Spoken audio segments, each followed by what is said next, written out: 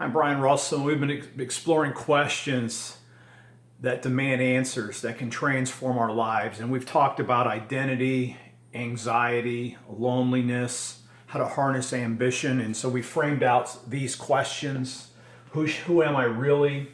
How shall I live? Am I loved? What's my purpose?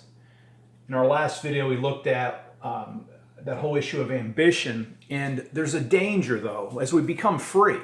And essentially a deep dive spirituality, as we open ourselves up to God's grace and love, our lives don't get smaller with our options shrinking. In fact, when we open ourselves up to grace, when we accept the fact that we're accepted and unconditionally accepted, our lives suddenly expands into all kinds of opportunities.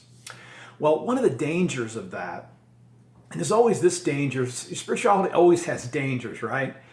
And so one of the dangers of what we're talking about is that we can suddenly begin to feel a real sense of entitlement. Like, I'm entitled to ongoing success. I'm entitled to fulfillment. I'm entitled to God's love even.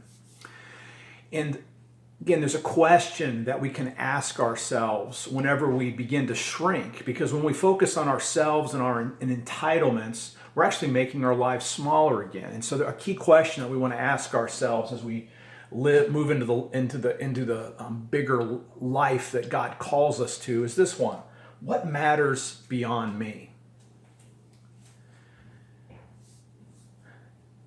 Whenever our spirituality just becomes self-focused, so we're focusing on ourselves, so we're even focusing on God for what we can get out of God, we're actually again shrinking back into an old life. And so that reminder, what matters beyond me, is to, when we take that deep dive, when we accept the fact that we're unconditionally accepted and we begin to experience God's love as God's beloved, that doesn't turn us fully in. You know, we do. Maybe for the first time you'll say, geez, I can really love and accept myself. And that is so profound because, you know, Scripture says, love your neighbor as yourself, right?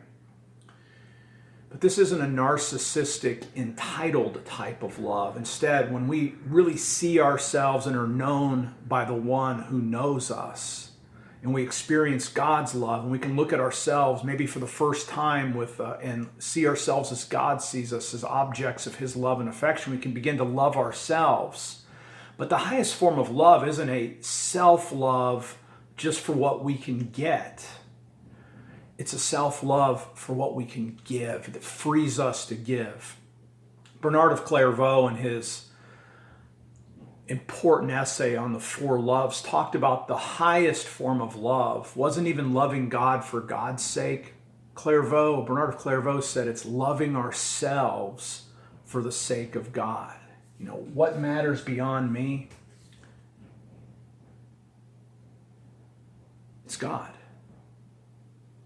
and His calling in our lives. And so we love ourselves for the sake of something way bigger than ourselves, so that we can fully offer ourselves and become the hands, the feet, the mouthpieces of good news, ambassadors of abundance in a world that desperately needs good news.